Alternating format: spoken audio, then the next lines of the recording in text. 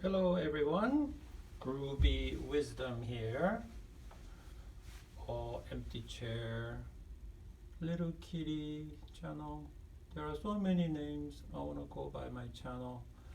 So here's the second part of dealing with and reducing this epidemic of anxiety and depression. I say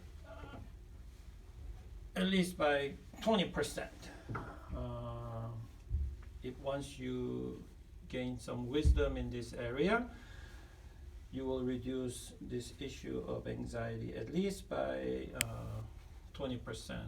Because once again, the problem are only coming from two places. It's either internal or external. So if you stop being your worst enemy with your belief of I'm worthless, I'm no good, I'll never be good enough, there's something wrong with me, I'm flawed, all that.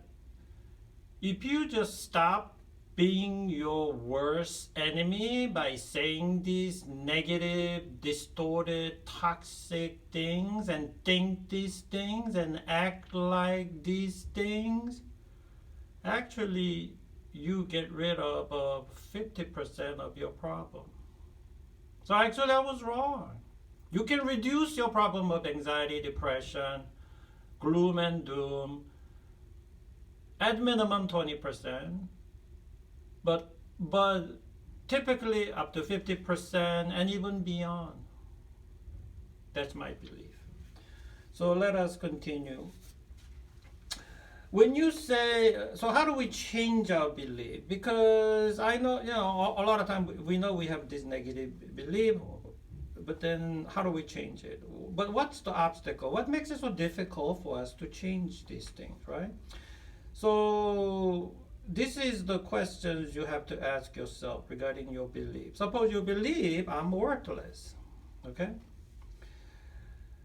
The justice system in America, what is what we perceive as justice, right? The legal system in America, their position is you are innocent till proven guilty in the court of law, as you are judged by your fellow peers from the jury or from the judge.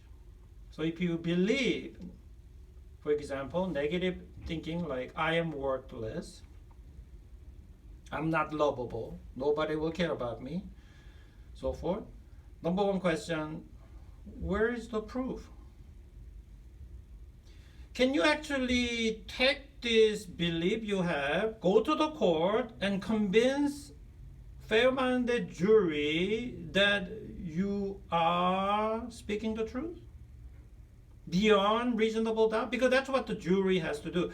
Can you prove beyond reasonable doubt as a prosecutor, going against yourself, being your worst enemy? Do you think you can prove this argument beyond doubt to a fair-minded jury? Another question, do you enjoy having this kind of a belief? Next question, do you get paid for this? Does somebody pay you money to believe this negative, toxic belief that you have? Does somebody pay you like $200 an hour? No? Next question, is it healthy for you? Next question, who told you this is your job to talk negative and condemning of yourself? Who told you? A lot of time the answer is, well, it's just me. Nobody told me to do it. So if it's just you and you don't get paid for it, you don't enjoy it, if it's not healthy for you, why on earth would you continue to do it? So here comes to why we have such a difficult time moving beyond our negative belief.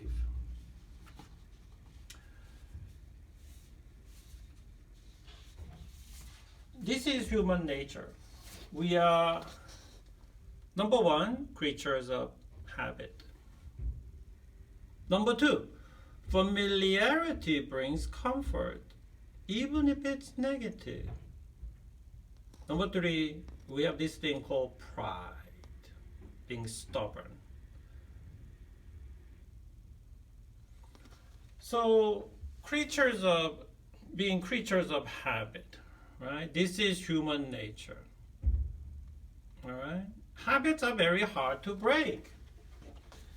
But then again, once you pick up a good positive habit, that's hard to break also. That's the other side of the coin. For example, when I was young, learning to drive, I had to put on seatbelt every time when the seatbelt first became mandated, right? And it's like hassle, uncomfortable, right? Superficial kind of thing, right?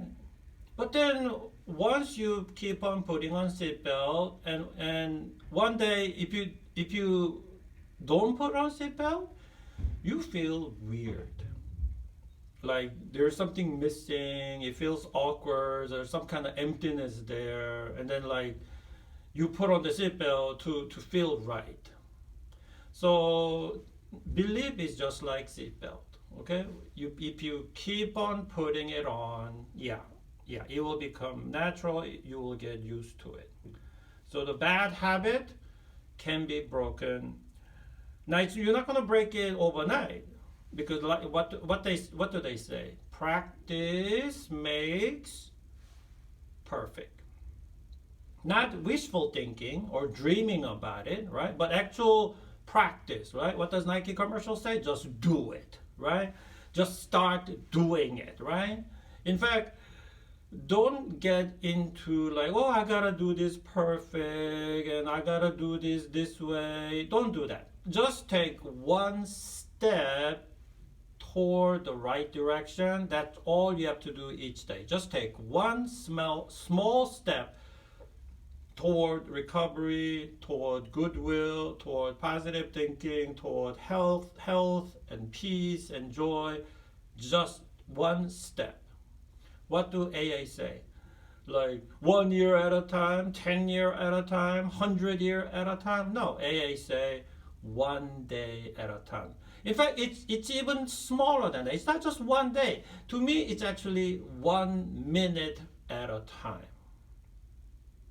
That's what it's about. So don't try to do things perfect. Don't try to do things even like 90% or 80%. Just take that first step. Just take that 1%, 2%, that leads to 3%, 4%, steady as you go, 1 day at a time. And easy does it, right? AA say easy does it, right? Yeah. Just go with it.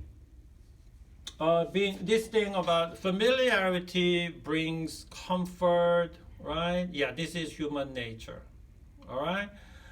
But yeah, we don't want to be too familiar, okay? If it's negative, this is like toxic, okay, we gotta cut that out, okay? We gotta go to what's healthy, okay? Not familiar, but healthy.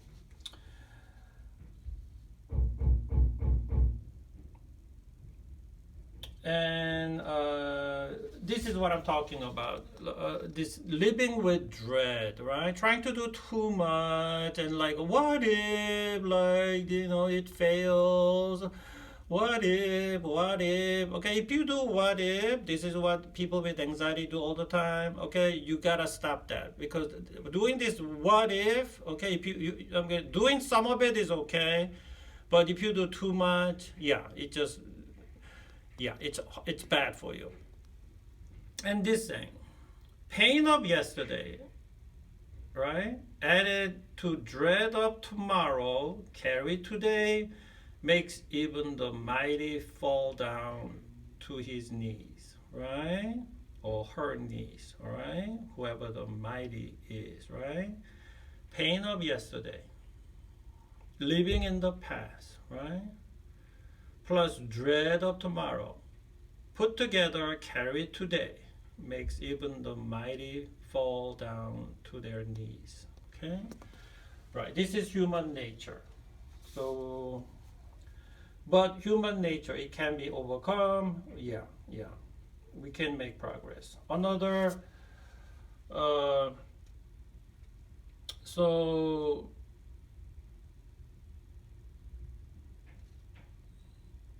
the key wisdom is always this: ask this question: what is the alternative? Okay?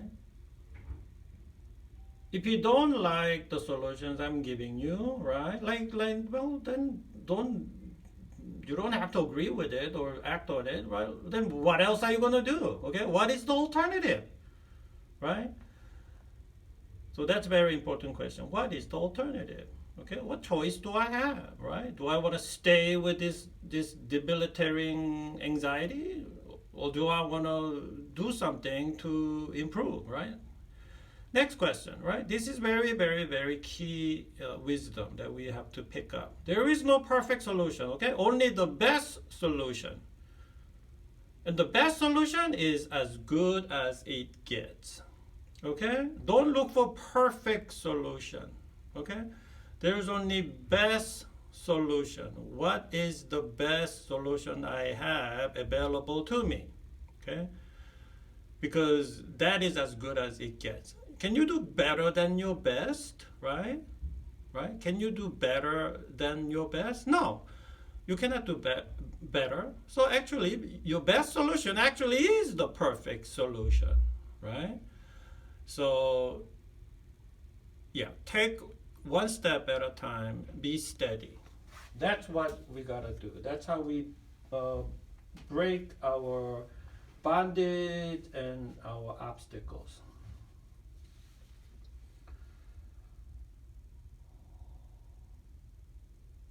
And so many people in the South